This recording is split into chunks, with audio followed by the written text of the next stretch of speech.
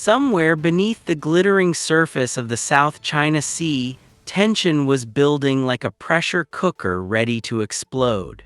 It was the year 2022, and the most powerful naval strike group on the planet was cutting through those disputed waters, its flight deck loaded with the most advanced stealth fighter jet ever built. The USS Vinson, a floating city of steel, fire, and fury, was sending a message to the entire world, and that message was written in the roar of F-35C engines screaming off a catapult at 200 miles per hour. What happened in those waters during those months would reshape the balance of power in the Indo-Pacific forever, and almost nobody talked about it the way it deserved to be talked about. But today, you are going to hear every extraordinary detail. You are going to understand what was really at stake. You are going to feel the vibration in your chest as those jets launched. And by the time the story is over, you will never look at a map of the South China Sea the same way again. Let us take a breath and go back to where this story truly begins, because you cannot understand the significance of 2022 without understanding what the South China Sea means. This is not simply an ocean. This is the most contested body of water on the surface of the Earth. Roughly 3.5 million square kilometers of water, stretching from the southern coast of China all the way down toward Indonesia, Malaysia, the Philippines, Vietnam, and Brunei. Every single one of those nations has a claim in those waters. Every single one of them wants a piece of what lies beneath and above those waves. And what lies there is extraordinary.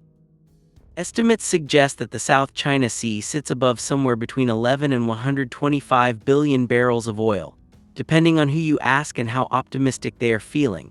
Natural gas reserves in the region are staggering. Fish stocks that feed hundreds of millions of people across Southeast Asia flow through those waters. And most critically, roughly $5 trillion in global trade passes through the South China Sea every single year. $5 trillion. That number is almost incomprehensible. That is more than the entire GDP of Japan. That is more than the GDP of Germany. It flows through that water, through those disputed islands, past those contested reefs every single year without pause, without rest. Now here is where the story gets complicated, and where the seeds of 2022 were planted decades earlier. China, the People's Republic of China, looks at the South China Sea and sees something that it believes belongs to it by historical right. Beijing has drawn what is known as the Nine-Dash Line, a sweeping, almost absurdly expansive claim that covers roughly 85 to 90% of the entire South China Sea. This line, which first appeared on Chinese maps in the 1940s, essentially swallows up territories that are hundreds of miles from the Chinese mainland and places them squarely inside China's claimed maritime zone.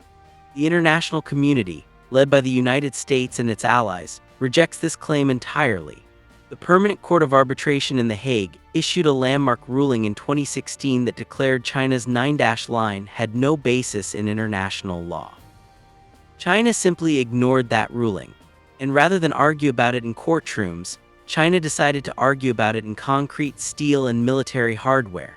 Beginning around 2013 and 2014, China embarked on one of the most remarkable construction projects in modern military history.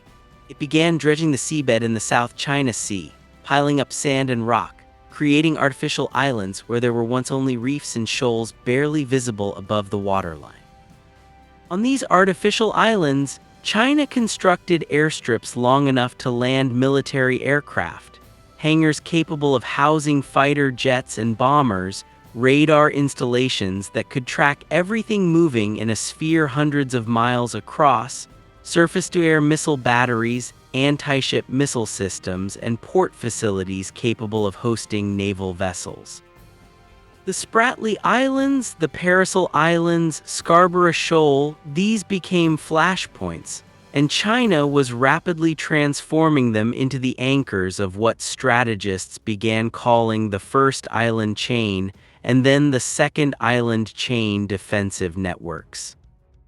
By 2022, China had essentially created a series of unsinkable aircraft carriers throughout the South China Sea, each one bristling with weapons, each one extending Beijing's reach and military power deep into waters that its neighbors considered their own sovereign territory. The United States watched all of this with growing alarm. The American response was a policy known as Freedom of Navigation Operations, or FONOPs as military planners called them. The idea was simple in concept, brutally challenging in execution. American warships would sail through the waters that China claimed, asserting that under international law, specifically the United Nations Convention on the Law of the Sea, known as UNCLOS, these were international waters where any nation had the right of free passage. Every time an American destroyer or cruiser sailed within 12 nautical miles of one of China's artificial islands, it was making a legal and political statement. It was saying that the United States did not recognize China's claims. It was saying that the American Navy would go where it chose to go. And China every single time would respond with radio challenges, with warships shadowing the American vessels, with angry diplomatic protests, and with the kind of military theater that stopped just short of actual conflict. This back and forth had been going on for years, but 2022 was different. 2022 was when the United States decided to escalate the theater of operations significantly, and that escalation had a name. That name was USS Carl Vinson, CVN 70, and it was carrying something that changed the entire strategic equation in those waters. To understand why the Carl Vinson's 2022 deployment mattered so much, you need to understand what makes a Nimitz-class nuclear-powered aircraft carrier such an overwhelming statement of national power.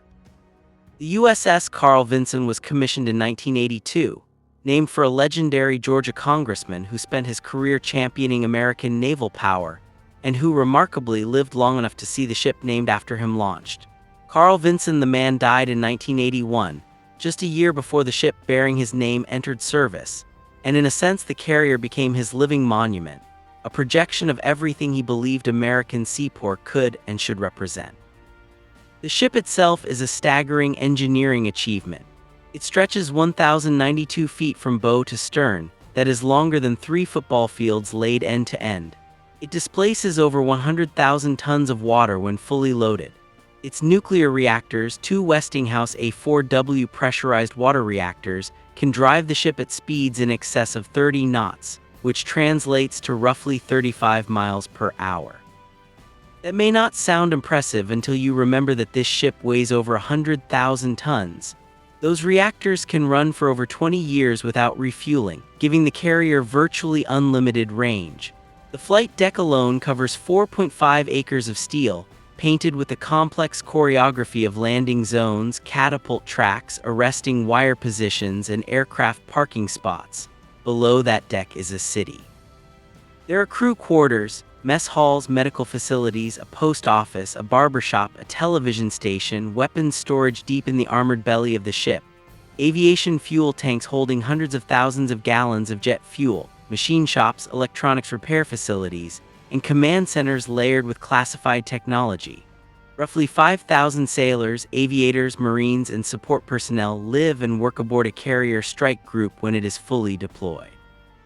5,000 human beings, eating, sleeping, working, maintaining machinery, flying missions, and projecting American power to every corner of the globe. Now, here is the part of the story that makes 2022 genuinely historic and different from every previous South China Sea operation. The Carl Vinson was not just another carrier doing what carriers had always done. The Carl Vinson had recently undergone a significant modernization that allowed it to operate the F-35C Lightning II, and the 2022 deployment marked one of the first sustained combat-ready operational deployments of the F-35C in the Indo-Pacific theater. This was not a test. This was not an exercise. This was the real thing, and the implications were profound. The F-35C is a different kind of weapon system from anything that has ever operated from an aircraft carrier deck before. Let us spend some time really understanding what this aircraft represents, because without that understanding, the significance of 2022 is lost. The F-35 program is the most expensive weapons program in human history. The total life cycle cost across all variants, the model for the Air Force, the B model for the Marine Corps with its vertical takeoff capability, and the C model for the Navy is estimated at somewhere between $1 and $2 trillion. It is a number so large it almost loses meaning. The F-35C, the carrier variant, is the heaviest and has the largest wing area of all three variants, because carrier operations demand certain things from an airframe. Those large wings provide more lift at lower speeds, which matters enormously when you are trying to land a jet on a moving deck that is pitching in ocean swells. The reinforced landing gear absorbs the brutal shock of carrier landings, where the aircraft goes from flying speed to a complete stop in roughly 2 seconds, generating forces that would simply destroy a conventionally built fighter. The strengthened tailhook catches the arresting wire that stops the aircraft, and every single carrier landing is what aviators call a controlled crash. Every single one. But what truly makes the F-35C revolutionary is not its structure. It is everything that cannot be seen from the outside. The aircraft is designed around stealth, not perfect invisibility, because no aircraft is truly invisible to radar, but a dramatic reduction in radar cross-section that makes the aircraft extraordinarily difficult to detect and track at tactically relevant ranges. The shape of the fuselage, the way the engine inlets are designed to hide the radar-reflective fan blades of the engine, the surface coatings and materials, the way weapons are carried internally in weapons bays rather than on external pylons. All of these design decisions are made to reduce the aircraft's radar signature.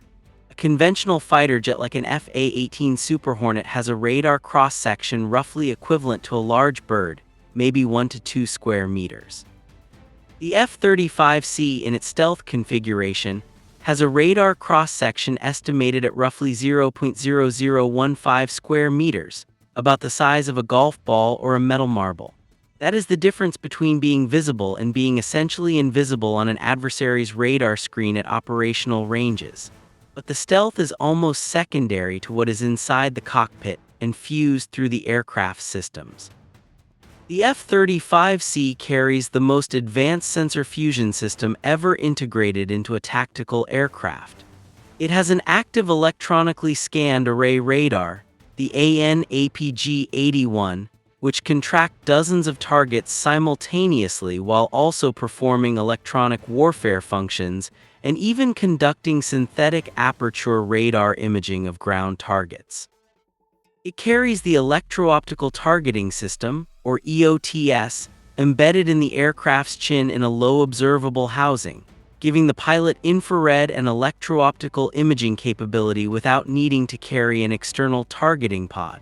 It carries the Distributed Aperture System, 6 electro-optical sensors embedded around the aircraft's skin that feed a composite image to the pilot's helmet. With this system, a pilot wearing an F-35 helmet can literally look through the floor of the aircraft and see what is below. Look through the side of the aircraft and see a target. The pilot effectively has 360-degree spherical vision around the aircraft at all times. The helmet itself, which costs roughly $400,000 per unit, projects all of this information directly onto the visor, so the pilot never has to look down at instruments. Everything needed to fly, fight, and survive is projected onto the world around the pilot. The aircraft's ability to collect, process, and share information is perhaps its most powerful attribute. The F-35 is not just a fighter, it is a sensor node in a networked battle space. Every F-35 in a formation is constantly sharing information with every other F-35, building a common tactical picture that is richer and more detailed than anything any individual aircraft could generate alone. The aircraft can also share this tactical picture with ships, with ground stations, with other aircraft types, essentially acting as an airborne intelligence collection and distribution platform. When 4 F-35Cs are operating over the South China Sea, they are not just 4 aircraft. They are a mobile sensor network covering millions of cubic feet of airspace, feeding data to the Carl Vinson's Combat Information Center, to submarines operating below the surface, to allied assets throughout the theater. The Chinese military planners who were tracking the Carl Vinson's 2022 deployment understood this, and they were deeply concerned by it. China's own air defense network in the South China Sea in 2022 was formidable. The artificial islands were equipped with HHQ-9 surface-to-air missiles, which are broadly analogous to the American Patriot system. They carried YJ-12 anti-ship cruise missiles, supersonic weapons capable of striking surface ships at ranges of hundreds of kilometers. Radar systems were scattered throughout the island chain, creating overlapping fields of coverage. Chinese naval vessels, including Type 55 cruisers, Type 52D destroyers, and the carrier Liaoning along with its own air group, operated throughout the region. The People's Liberation Army Navy, the Plan, had grown dramatically over the preceding decade and was no longer the coastal defense force it had once been. It was now a blue water navy with genuine power projection capability.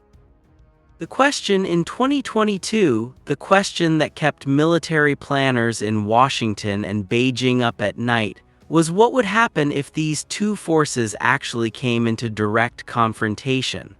The Carl Vinson's Carrier Strike Group, designated CSG-1, was a formidable force in its own right. Alongside the carrier itself operated the Ticonderoga-class guided missile cruiser USS Lake Champlain, armed with the Spy-1 radar system and the Aegis combat system, capable of tracking and engaging hundreds of airborne targets simultaneously with its complement of standard missiles. Several Arleigh Burke-class destroyers formed the screen around the carrier, including USS Stockdale and other assets, their own Aegis systems layered with the cruiser's coverage to create a virtually impenetrable air defense bubble around the strike group. Submarines, the Navy declines to specify exactly which ones, but Lowe's Angels-class and Virginia-class fast-attack submarines routinely operate with carrier groups, prowl beneath the surface, invisible, carrying Tomahawk cruise missiles and heavyweight torpedoes. Supply ships kept the strike group fueled, armed, and fed. This was not a collection of ships. This was a precision-engineered system of systems designed to project overwhelming power and to survive any conceivable attack. The operational tempo of the Carl Vinson in the South China Sea during 2022 was relentless. Flight operations on a carrier are a 24-hour enterprise. The flight deck never truly sleeps. During daylight hours, the aircraft cycle in what is called the flight schedule, a precisely orchestrated sequence of launches and recoveries choreographed down to the minute. The catapults, the massive steam-powered or electromagnetic launch systems embedded in the forward deck, hurl aircraft from zero to flying speed in roughly 2 seconds, subjecting pilots to multiple Gs of acceleration. The aircraft thunder down the catapult track, wheels leave the deck, and within seconds they are climbing away over the ocean. Recovery operations, bringing aircraft back aboard, are if anything even more demanding. The carrier must turn into the wind, maintaining a precise course, while the aircraft line up behind it in what is called the Marshall stack, each aircraft at a specific altitude and position, descending in sequence toward the ship. The final approach to carrier landing is one of the most demanding things a human being can do in an aircraft. The pilot is aiming for a rectangle of deck roughly 500 feet long and 40 feet wide on a ship that is pitching, rolling, and moving through the water. The target zone is marked by the arresting wires, steel cables stretched across the deck that the aircraft's tailhook must catch. If the hook catches the wire, the aircraft decelerates from flying speed to 0 in 2 seconds and the pilot slams forward against the harness. If the hook misses, the pilot must immediately firewall the throttle and climb away for another attempt, a procedure called a bolter, and try again. At night, in weather in a combat environment with electronic jamming, this procedure becomes almost incomprehensibly demanding. The aviators who do this routinely, who consider this a normal workday, belong to one of the most exclusive and highly trained groups of human beings on the planet. The F-35C pilots of the Carl Vinson's Air Wing, CVW-2, were among the first carrier aviators in the world to be truly proficient in the aircraft's advanced systems. They had trained exhaustively. They had flown thousands of hours in simulators that reproduced every failure mode, every threat scenario, every sensor fusion presentation that the real aircraft would generate. They had practiced carrier landings until the muscle memory was as automatic as breathing. And now, in 2022, they were doing it for real in the South China Sea with Chinese surveillance assets watching their every move, because the Chinese were absolutely watching. China operates a comprehensive surveillance network throughout the South China Sea. Satellites pass overhead at regular intervals. Maritime patrol aircraft fly long observation tracks. Surface vessels masquerading as fishing boats actually serve as intelligence collection platforms dotted throughout the region, each one reporting back to command centers on the mainland and on the artificial islands. When the Carl Vinson entered the South China Sea, Chinese intelligence analysts were tracking its course, counting its aircraft launches, listening to its radio transmissions, attempting to characterize its electronic emissions, building a detailed picture of American operational patterns that would inform Chinese military planning for years to come. And the Carl Vinson knew it was being watched. That awareness, that sense of operating under observation, under surveillance, in an environment where every action was being recorded and analyzed, added a dimension of tension to operations that peacetime exercises in the middle of the Pacific simply cannot replicate. There was a specific incident during the Carl Vinson's 2022 South China Sea operations that illustrates just how close the edge was between normal competitive operations and something far more serious. Chinese People's Liberation Army Navy vessels, in accordance with their standard practice, shadowed the Carl Vinson strike group as it operated in the region. Close approaches between naval vessels are governed by a set of protocols, agreements, and conventions designed to prevent accidents from escalating into incidents, and incidents from escalating into confrontations. The CUES Agreement Code for Unplanned Encounters at Sea provided a framework for these interactions. But frameworks are only as strong as the discipline of those following them. There were moments during 2022 when Chinese warships maneuvered in ways that American officers found provocative, coming closer than standard safe distances, crossing ahead of carrier group ships, operating in ways that required immediate course corrections. None of these interactions reached the threshold of actual conflict, but they were a reminder of just how thin the line between competition and confrontation truly was. The F-35C's operational capabilities in this environment went far beyond what any previous aircraft operating from that deck could have achieved. While older aircraft like the Super Hornet were excellent combat platforms in their own right, they operated in ways that were relatively detectable to sophisticated adversaries. The Super Hornet's radar emissions, its electronic signatures, its infrared output, all of these could be detected, tracked, and potentially targeted by advanced Chinese air defense systems. The F-35C changed that calculus. When an F-35C operating in what pilots call beast mode, carrying weapons externally to maximize payload, the aircraft becomes more detectable, more like a conventional aircraft. But when it operates in its stealth configuration, carrying weapons internally, it can approach defended targets through corridors that would be suicidal for any other aircraft. It can gather intelligence on air defense system emissions and radar frequencies that will be used to build jamming plans and attack profiles. It can pass that information to other assets, surface ships, submarines, other aircraft, and create the conditions for coordinated, synchronized attacks that overwhelm any defensive system. The Chinese military's investment in what it calls anti-access area denial, or A2AD, systems, the missiles, radars, and aircraft designed to keep American carriers and their air wings far from Chinese shores, was aimed specifically at making F/A-18s and earlier generation aircraft irrelevant. The F-35C was designed specifically to defeat A2AD. It was the direct counter to everything China had built in the South China Sea. Let us talk about the human dimension of this story, because behind every piece of hardware, behind every tactical acronym, behind every strategic calculation, there are human beings doing extraordinarily demanding work. The sailors and aviators of the Carl Vinson strike group were not robots. They were young men and women, most of them in their 20s, living in the cramped quarters below the flight deck, eating in mess halls, video calling their families when bandwidth and time permitted, navigating the complex social ecosystem of 5,000 people confined to a steel island in the middle of the ocean for months at a time. The maintenance crews who kept the F-35CS flying worked in conditions that tested the limits of human endurance. The F-35C is a maintenance-intensive aircraft.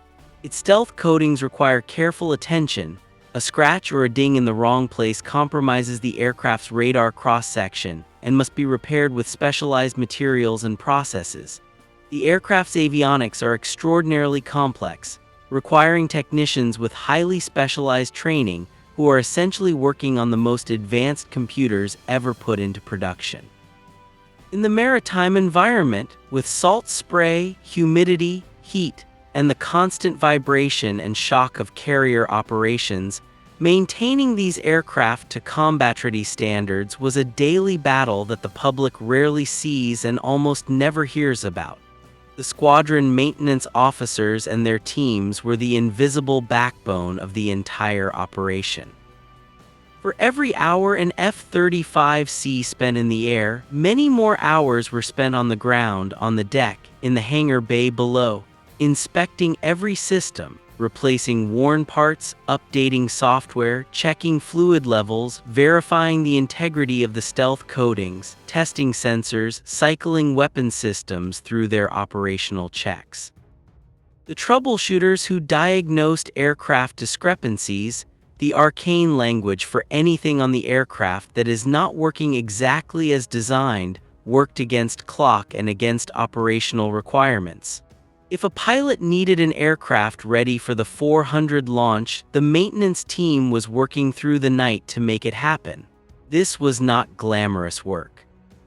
It was skilled, demanding, often physically brutal work performed in heat or cold, in noise levels that required hearing protection, with the constant awareness that a missed step or an overlooked discrepancy could cost a pilot their life.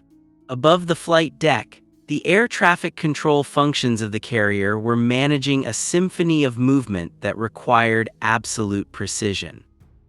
The air boss, stationed in the tower structure above the flight deck known as the island, had ultimate authority over everything that moved on or around the flight deck. The mini-boss managed the immediate deck environment. The handler below tracked every aircraft's position on a model of the flight deck in real time. Aircraft were struck below to the hangar deck via the massive elevators along the carrier's side, maintained and brought back up. The complex logistics of managing dozens of aircraft in a confined space, ensuring that the right aircraft were ready at the right time, that fuel was routed correctly, that weapons were loaded safely and according to the strike plan, that aircraft did not collide on the crowded deck during the organized chaos of flight operations. This was a management challenge unlike anything in the civilian world.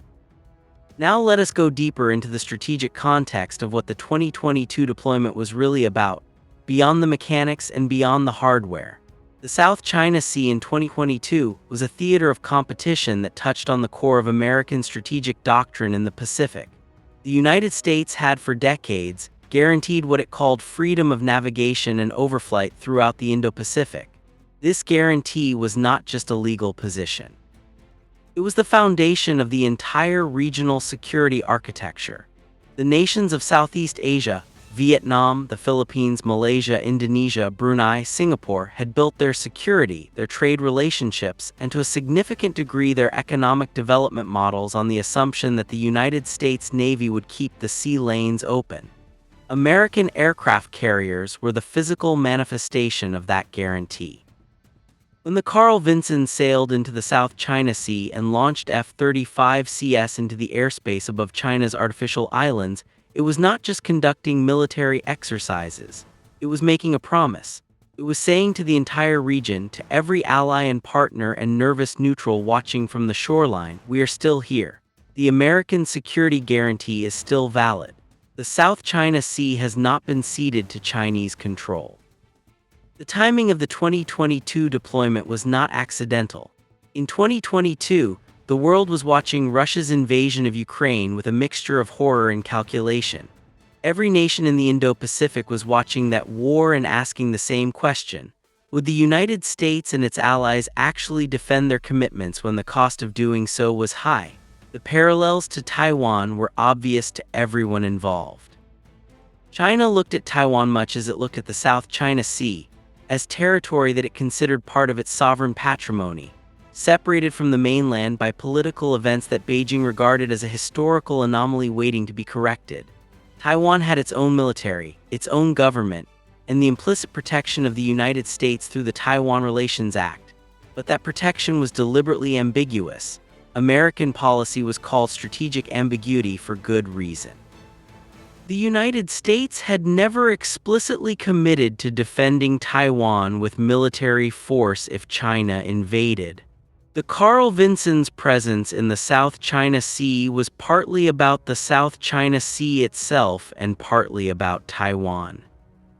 It was a demonstration of capability, and while that was meant to be read in Beijing as a signal, the United States Navy can operate in your claimed waters, with aircraft that your defenses cannot reliably track and target, and the cost of miscalculation would be catastrophic. The carrier's flight operations included exercises that went well beyond simple freedom of navigation. The F-35CS trained extensively in maritime strike missions, practicing the attack profiles that would be used against surface ships, precisely the kind of surface ships that make up China's expanding naval forces. The targeting systems aboard the F-35C, combined with weapons like the Joint Strike Missile being integrated into the aircraft's weapons bay, gave the strike group a standoff anti-ship capability that previous carrier air wings had lacked. The coordinated strike planning exercises, where multiple aircraft approached simulated target arrays from different directions, synchronized in time to overwhelm any defensive system, were directly applicable to the anti-shipping mission in contested waters.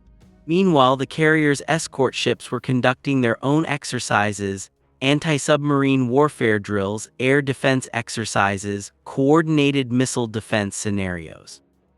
The whole strike group was a living, breathing warfighting organism that was getting sharper and more capable with every day it operated in the South China Sea. Let us also address something that rarely gets discussed in the broad strokes of geopolitical analysis, and that is the psychological dimension of operating in the South China Sea in 2022. The young aviators flying those F-35CS were operating in airspace that could, under certain scenarios, become hostile with very little warning. Chinese radar systems were tracking them. Chinese surface-to-air missile batteries were pointed in their general direction. Chinese fighter aircraft from bases on the artificial islands or from mainland Chinese bases were potentially within range. The rules of engagement, the precise, legally and strategically calibrated set of instructions that tell a military pilot when they can and cannot use force, were carefully constructed to prevent miscalculation. But rules of engagement do not prevent the dry-mouthed tension of knowing that you are operating close to systems that could reach out and kill you. The professionalism of those aviators, their training, their discipline, and their trust in their aircraft and their wingmen were the factors that made the difference between a tense but controlled operational environment and a catastrophic incident. One of the most fascinating aspects of F-35C operations in the South China Sea was the intelligence collection dimension. Every flight was also an intelligence collection mission. The aircraft's sensors were building detailed databases of Chinese radar emissions, tracking the specific frequencies and pulse patterns and signal characteristics of every Chinese radar system that illuminated the aircraft during operations. This electronic intelligence, known as ELINT, is extraordinarily valuable. When you know the precise characteristics of an adversary's radar, you can build jamming systems tuned to blind that radar. You can build detection systems that alert you the moment that radar starts tracking you. You can understand the gaps and blind spots in the adversary's coverage. And crucially, you can validate or disprove your existing intelligence assessments. The F-35C in the South China Sea was not just demonstrating capability. It was building the database that would enable future operations to be even more effective. The Chinese response to all of this was a combination of aggressive posturing and continued construction. Even as the Carl Vinson operated in the region, Chinese dredging and construction activities continued on the artificial islands. Military hardware was being updated and upgraded. New radar systems appeared. New missile variants were tested. The PLA Air Force continued its provocative incursions toward Taiwan's air defense identification zone, forcing Taiwanese and American forces to respond. The message from Beijing was equally clear. We acknowledge your presence, we note your capabilities, and we are not deterred. Both sides were engaged in a carefully calibrated competition that stopped just short of open conflict. A competition that military strategists call gray zone operations, actions that are more than peace and less than war, designed to shape the strategic environment without triggering the catastrophic escalation that neither side truly wanted. The international dimension of the Carl Vinson's 2022 operations deserves careful attention. The United States in this period was operating under the framework of its Indo-Pacific strategy, a comprehensive document that articulated American commitments and objectives across the region. Key to that strategy was the concept of multilateral engagement, building and strengthening alliances and partnerships that could create a collective front against Chinese expansionism. And the Carl Vinson's operations in 2022 were not entirely unilateral. Allied and partner nations were engaged in various ways throughout this deployment. The navies of Australia, Japan, and the United Kingdom, among others, had been conducting coordinated exercises with American carriers in the Indo-Pacific. The AUKUS security arrangement, announced in 2021, was beginning to take shape, with Australia committed to acquiring nuclear-powered submarines that would eventually add to the Allied undersea capability in the region. Japan's Maritime Self-Defense Force, operating advanced destroyers and patrol aircraft, remained one of the most capable and important Allied naval forces in the region. The Philippines, despite its complex and sometimes contradictory political relationship with China and the United States, had a mutual defense treaty with Washington that had direct relevance to its South China Sea disputes. Every ship, every aircraft, every diplomatic relationship was part of a strategic ecosystem that the Carl Vinson's deployment both reflected and reinforced. There is a broader technological competition backdrop against which the 2022 deployment played out, and it is essential to understanding what is at stake in the long run. China's military modernization program, which has been called the most ambitious peacetime military buildup since the Second World War, was producing results that American defense planners found increasingly concerning. China's J-20 stealth fighter, while not as capable as the F-35 in terms of sensor fusion and stealth, represented a genuine fifth-generation capability that the older F/A-18 cannot reliably defeat. China's carrier program was progressing, the Liaoning was operational, the Shandong had entered service, and the more capable Type 3 carrier Fujian was under construction in 2022. China's anti-ship ballistic missiles, the DF-21D and DF-26, were nicknamed carrier killers by Western analysts. And while their actual effectiveness in a real conflict environment remained debated, their existence forced American planners to rethink how carriers could be used in a conflict involving China. The Carl Vinson's 2022 deployment, and specifically the use of F-35Cs, was in part a response to this changing technological environment. The F-35C stealth and sensor fusion were designed to give carrier aviation a viable mission even in a high-threat A2AD environment, to restore the carrier's relevance in scenarios where older aircraft would simply not survive long enough to be effective. The question of aircraft carrier vulnerability is one of the most fiercely debated topics in contemporary naval strategy, and the South China Sea is the crucible in which this debate plays out in real terms. Critics of carrier aviation have long argued that in a conflict with a near-peer adversary like China, carriers would be enormous, expensive targets. The argument goes like this: China has developed precision anti-ship ballistic missiles that can target carriers from ranges of over 1,000 miles. These missiles travel at hypersonic speeds on re-entry trajectories that are extremely difficult to intercept. Even the Aegis combat system, with its impressive track record, would struggle to reliably intercept a salvo of such missiles, and a carrier cannot survive a hit from a weapon carrying a large conventional warhead. Therefore, carriers are obsolete in a high-end fight against China. Defenders of carriers respond with several counterarguments.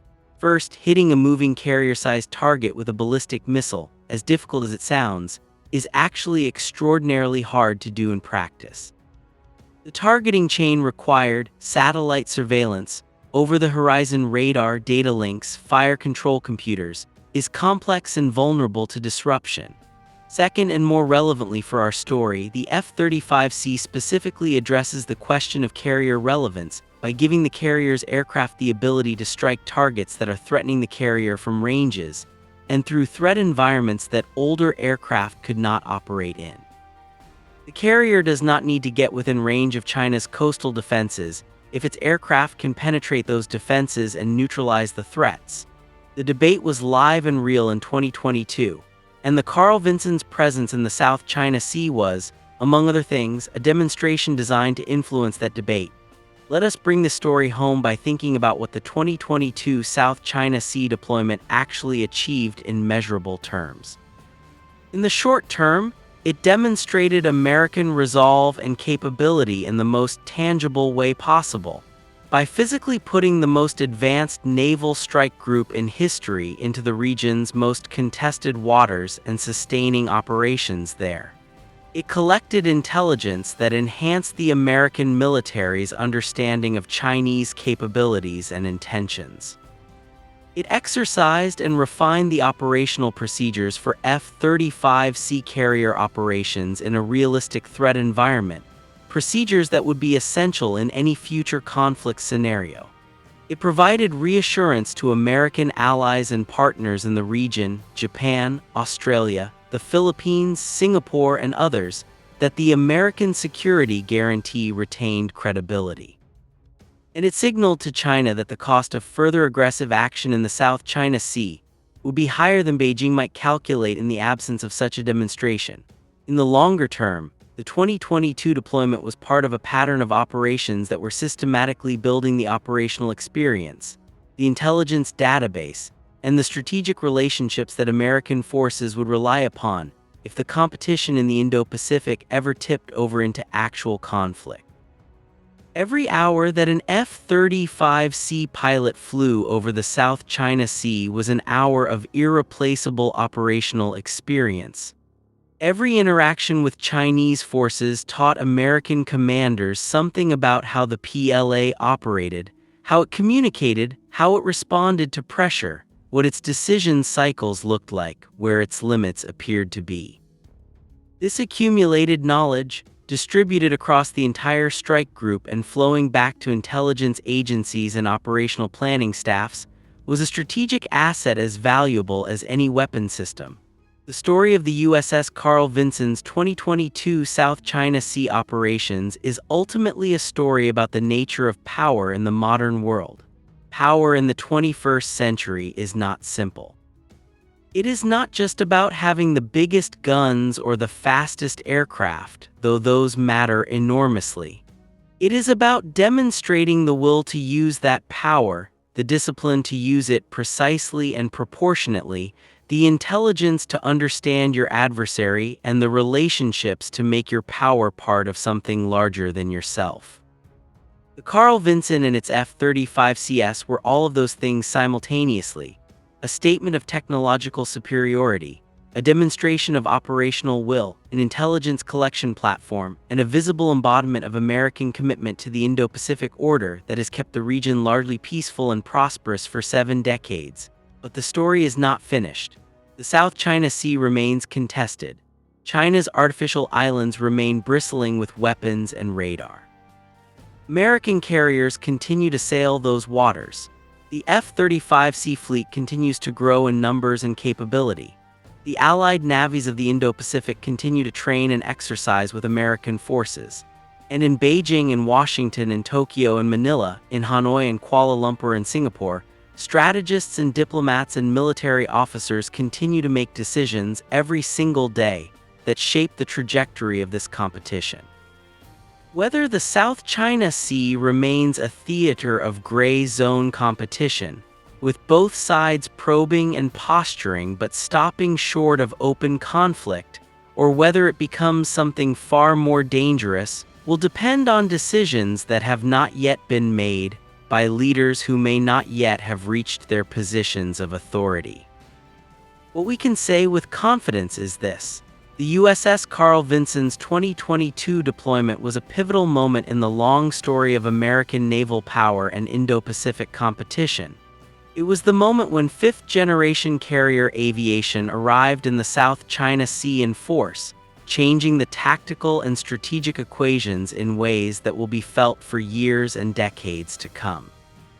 The young pilots who flew those F-35Cs from the Carl Vinson's deck, who caught the wire and bolted and climbed back into the pattern and did it again, who flew through airspace where Chinese radars were tracking them and Chinese missiles were pointed in their direction, made history. They may not have known it as history in the making.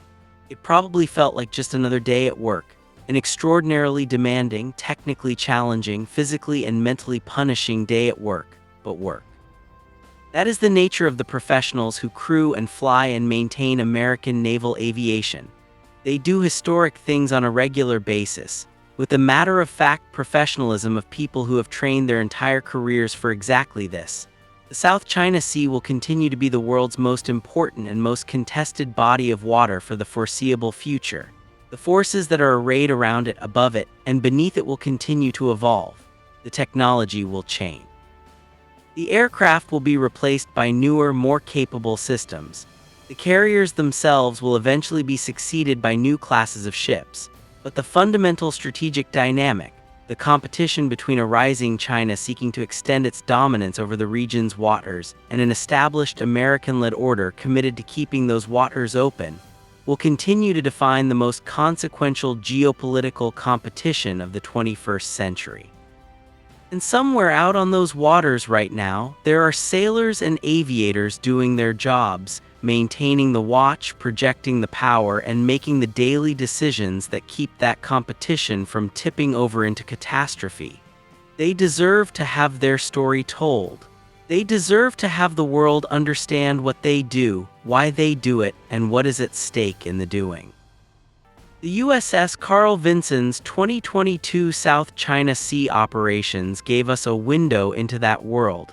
And through that window, we can see something that is at once deeply human and enormously consequential. The ongoing effort of free nations to keep the sea lanes open, the air corridors free, and the peace, fragile as it sometimes seems, intact. If you found this story as compelling and important as I believe it is, please share it with someone who cares about naval history, about the future of the Indo-Pacific, or simply about the remarkable human beings who serve aboard ships like the USS Carl Vinson. And if you want to go deeper, if you want to understand more about the technology, the strategy, and the human stories behind American naval power in the 21st century, then stay with us because there is so much more to tell.